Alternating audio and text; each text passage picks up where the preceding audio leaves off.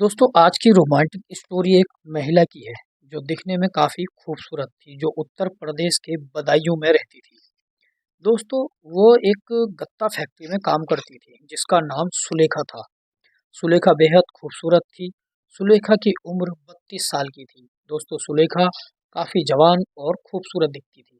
सुलेखा की एक लड़की थी जो एमबीए का कोर्स कर रही थी। दिन रात मेहनत मजदूरी करने के बाद अपनी लड़की रागनी को एमबीए का कोर्स करा रही थी। गत्ता फैक्ट्री में काम करने के दौरान कुछ पैसे गत्ता फैक्ट्री के मालिक से भी उसने लिए थे। दोस्तों सुलेखा के पति घर पर ही रहते थे क्योंकि उनको अस्थमा की बीमारी थी। उनको सांस लेने में दिक्कत होती थी। इधर सुलेखा के पति घर पर रहकर जितना काम हो सकता था उतना वो काम करते थे। दोस्तों रागनी कोर्स करने के लिए देहरादून गई हुई थी। कोर्स पूरा होने के बाद वह घर पर आ जाती है और नौकरी तलाश करती है और उसकी नौकरी उत्तर प्रदेश के इलाहाबाद में लग जाती है। रागनी की माँ रागनी के लिए लड़का ढूंढने लगती है और एक अच्छा सा लड़का देखकर उसकी शादी भी कर देती है। दोस्तों सुलेखा का दामाद कंपनी में काम करता था। दोस्तों अब रागनी का पति रमेश की दोनों की शादी हो जाती है और रमेश काफी खूबसूरत था, होशियार था। दोस्तों रागनी प्राइवेट नौकरी छोड़कर उसकी सरकारी नौकरी लग जाती है और कुछ समय के बाद दामाद नौकरी छोड़ देता है और अपनी पत्नी इलाहाबाद में रहने लगता है क्योंकि यहाँ पर उसकी पत्नी रागनी को अकेले रहने में दिक्कत हो रही थी और दोनों जने साथ रहते हैं, इस वजह से उनको साथ रहना पड़ता है। और घर का जो रमेश है सारा काम कर देता था। दोस्तों इधर रागनी जब भी काम करके आती थी तो वह अपने पति रमेश के साथ संबंध बनाने के लिए मना करती थी। दोस्तों वीडियो में पहली बार आए हैं तो आपसे निवेदन है, हमारे यूट्यूब चैनल को जरूर सब्सक्राइब करें, लाइक करें, शेयर करें और अपनी राय कमेंट बॉक्स में जरूर दें ताकि मैं फिर से सच्ची घटना रियल स्टोरी आपके सामने ला सकूं। तभी रागनी कहती है मैं बहुत थक गई हूँ। रागनी कहती है दिन भर मैं काम पे रहती हूँ, शाम को घर आते आते मैं थक जाती हूँ, इस वजह से मेरा संबंध बनाने को मन नहीं करता है। दोस्तों रागनी की माँ सुलेखा बाथरूम में नहा रही थी और बाथरूम में निर्वस्त्र होकर वह नहा रही थी। तभी क्योंकि दोस्तों सास बाथरूम में नहा रही थी और गाना गुनगुना रही थी, तभी दामाद बाथरूम के बाहर आ जाता है और अपनी सास को निर्वस्त्र देख लेता है और अपनी सासू से नजर नहीं हटाता। वह अपनी सास को निर्वस्त्र नहाते हुए देख लेता है और अपने कमरे में आ जाता है। तभी सास नहाकर बाहर आ जाती है और अपने कमरे में चली जाती है और अपने दामाद से पूछती है आप बाजार से कब आए। दोस्तों तभी दामाद कहता है सासू जी मैं अभी अभी आया हूँ। दोस्तों अब दामाद की आंखों में वही मंजर घूम रहा था अपनी सासू को जब उसने नहाते हुए देखा था। सासू अपने दामाद के लिए चाय बनाकर लाती है। दोस्तों तभी दामाद अपनी सास से कहता है सासू जी तुम काफी खूबसूरत हो, आज मैंने तुम्हें नहाते हुए देख लिया है और मेरे दिमाग में वही सब घूम रहा है। तभी दामाद अपनी सासू से कहता है तुम्हारी लड़की मेरा ख्याल नहीं रखती है, जब भी मैं उससे संबंध बनाने की बात करता हूँ तो वह कहती है मैं थक गई हूँ और मुझे सोना है, इस तरीके का वो बहाना बनाने लगती है।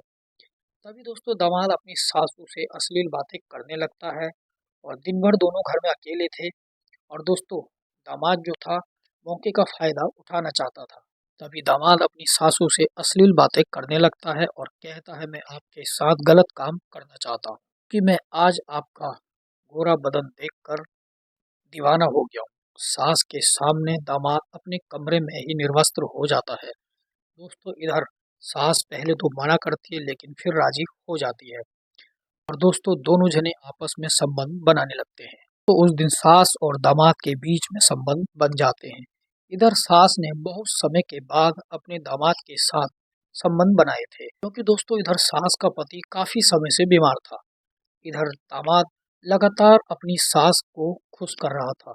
दोस्तों अब जब भी उसकी लड़की यानी रागनी ड्यूटी के लिए चली जाती थी और दिन भर वह दोनों जने रंगरलिया बनाते थे। दोस्तों दोनों जने एक दूसरे से प्यार करने लगे थे और एक दूसरे का ख्याल रखने लगे थे। दोस्तों रागनी के जाने के बाद घर में ऐसे रहते थे जैसे दोनों पति पत्नी हो। सास भी अपने दामाद से काफी खुश रहने लगती है क्योंकि सास को ही सारी खुशियां दामाद से मिल रही थी। सास को अपने दामाद से शारीरिक संबंध बनाने की खुशी मिल रही थी। इधर दामाद को भी अपनी सास के साथ गलत काम करने का मौका मिल रहा था और उसको भी अच्छा लग रहा था। दामाद अपनी सासू के साथ इस कदर संबंध बनाता है, सासू परेशान हो जाती है।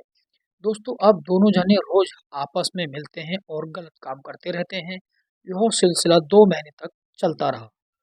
दोस्तों अब दोनों जनों को एक दूसरे की लत लग चुकी थी। दामाद अपनी सास के बड़े बड़े स्तन देखकर काफी खुश होने लगता था।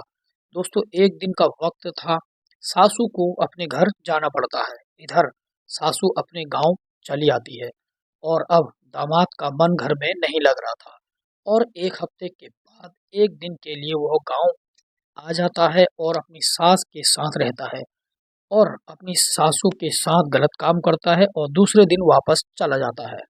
दोस्तों ऐसा रमेश बार बार करने लगा था, अपनी पत्नी से झूठ बोलकर कहीं और जाता था और अपनी सास से मिलने आ जाता था और अपनी सास के साथ गलत काम करता था और दूसरे दिन वापस चला जाता था। दोस्तों एक दिन रागनी की 2-3 दिन की छुट्टी पड़ी थी और रागनी अपने पति रमेश से कहती है, चलो गांव चलते हैं, माँ से मिलकर आते हैं। दोस्तों इधर गांव में रहने लगते हैं। सासू अपने दामाद और अपनी लड़की के लिए रोज रोज नए पकवान बनाती थी। एक दिन दोस्तों रात को रागनी और उसका पति छत पर सोते हैं। रागनी अपने पति से कहती है कि आज मेरा बहुत मन कर रहा है। सब खाना खाने के बाद रागनी और रमेश छत पर चले जाते हैं। तभी दोस्तों रमेश छत से नीचे से पानी लेकर आता हूँ। रात को पानी की प्यास लगती है क्योंकि दोस्तों रमेश रात को पानी पीता था। तभी दोस्तों जैसे ही रमेश किचन में आता है तो उसकी सासू उससे कहती है, अभी रुको, मेरे साथ संबंध बनाओ तभी मैं तुम्हें छत पर जाने दूंगी।